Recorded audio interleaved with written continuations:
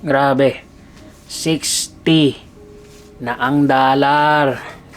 Kaso, hindi magandang napangitain. Kasi, mas tataas ang mga bilihin sa atin. Tapos, syempre yung inflation yan, tataas din. Tapos, ang mga pwedeng tumaas, yan, katulad yan, fuel. Dahil sa lumalalang tensyon sa Middle East. 'Di ba? Tapos, yung fuel, yung food, tapos yung mga industrial materials natin. Yan. Yung mga ginagamit na pang agriculture, yung mga spare parts na mga pang agriculture, hindi lang yung pang sasakyan. Lahat, basta lahat ng mga tinatransport o ginagamitan ng gas, tataas yan. Pagkain, lahat, gulay, lahat, as in lahat, tataas yan. Kaya yung ano natin, ang tinatawag dyan ay yung spending natin, kailangan. Yung spending natin, yan ang wag mag-increase. Di baling mag-increase ang inflation, pero yung spending natin o yung paggasta, yun ang kailangan mababa. Kasi kung tataasan natin ng spending at mataas din ang inflation, walang mangyayari.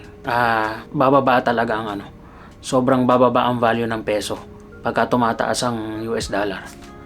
So, ang pinakamagandang gawin talaga dyan is kung mayroong mga alternative talaga tayo na dapat gawin para makatipid lalo sa pagkain. Sa probinsya, talagang doon pwede kang makatipid-tipid. Kasi nakikita ko dito sa Manila. So lahat diyan binibili. Katulad ng lalo na ang pinakamahirap diyan is yung mga nagko-commute, yung mga nag-aaral diyan.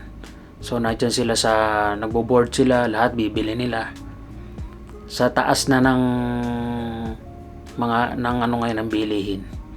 So parang mas sila yung talaga sa pagtaas, kumbaga parang sila yung mas apektado. Kaya hindi na natin alam kung papaano natin diyan babudgetin yung pera. At least sa probinsya, kahit papaano may panalo pa rin yung panalo pa rin yung kinikita mo or yung sahod mo. Kahit papaano, pagka kulang ka sa pagkain, halimbawa, yung pagdating na lang sa pagkain, ang mangyayari dyan is pagka nandiyan ka lang sa probinsya, sa kapitbahay mo lang, pwede ka nang humingi ng mga gulay. Lalo na kung may tanim ka pang sariling gulay. 'Di ba? Tapos, pagdating dyan sa mga pagkain na ganyan, makakahingi-hingi ka, makakapag-produce ka ng pagkain. Hindi katulad sa Manila, talagang lahat bibilin mo. So, hindi na natin alam kung anong pwedeng magiging solusyon pagdating sa ganyan. Unlike sa probinsya, yun na nga, talagang iba ang iba ang sa probinsya.